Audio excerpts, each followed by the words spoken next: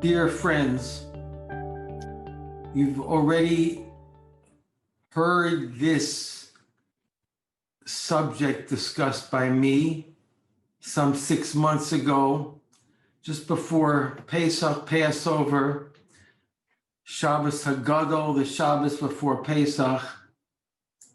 But I think it's time to rediscuss this subject.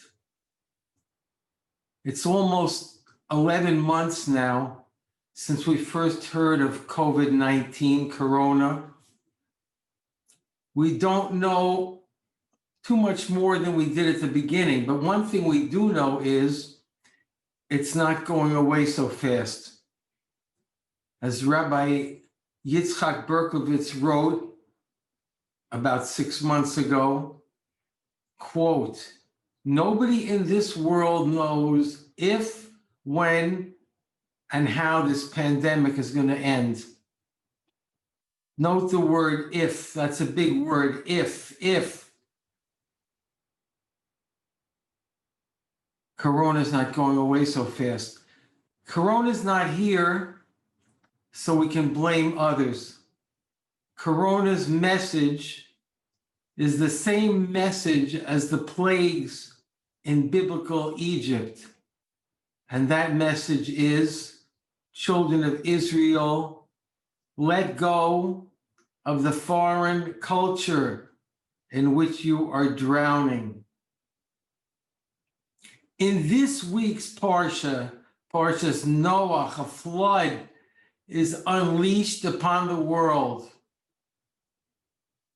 because its inhabitants had rebelled against Hashem to such an extent that they were beyond tshuva. We are not yet beyond tshuva. It hasn't gone quite that far, but we have to hear the message of Corona. It's time to restore the crown to Hashem. It's time to stop blaming others and look inside. A new world is coming in which the crown will be restored to the King of Kings. Do you know the literal meaning of the word corona? Corona means crown. In fact, the words sound almost the same, corona, crown. Corona is derived from Latin, which is the language of Edom, Esav, the language of the Roman Empire. The Torah lists among the descendants of Esav, Magdiel, about whom Rashi comments, Magdiel is Rome. This is the same Rome which destroyed the Second Temple and sent us into our present exile. The symbol of Edom is the chazir, the pig. Rabbi Eliyahu Eliezer Dessler Zatzal explains why the chazir, the pig, is so named.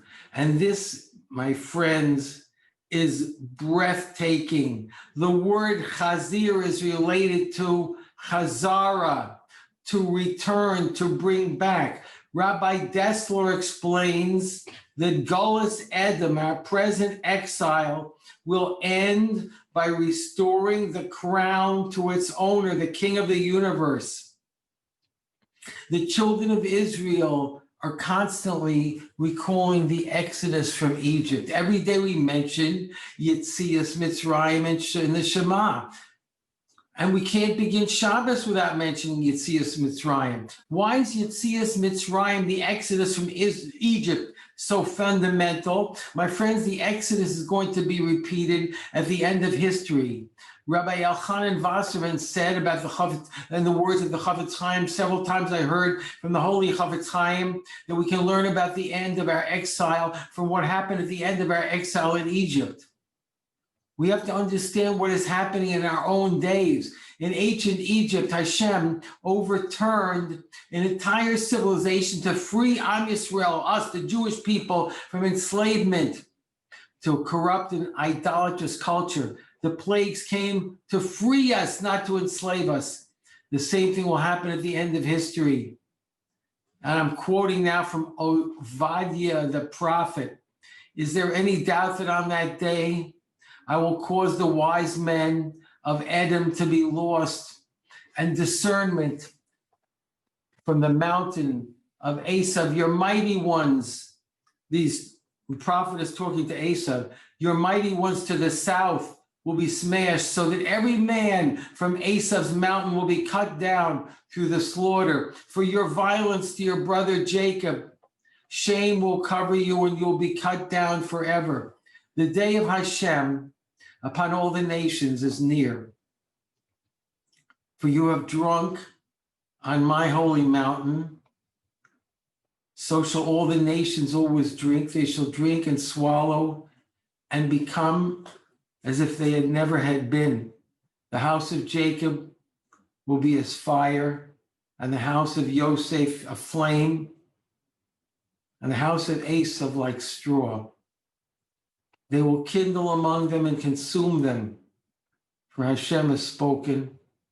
Then saviors will ascend Mount Sion to judge Esav's mountain, and the kingdom will be Hashem's.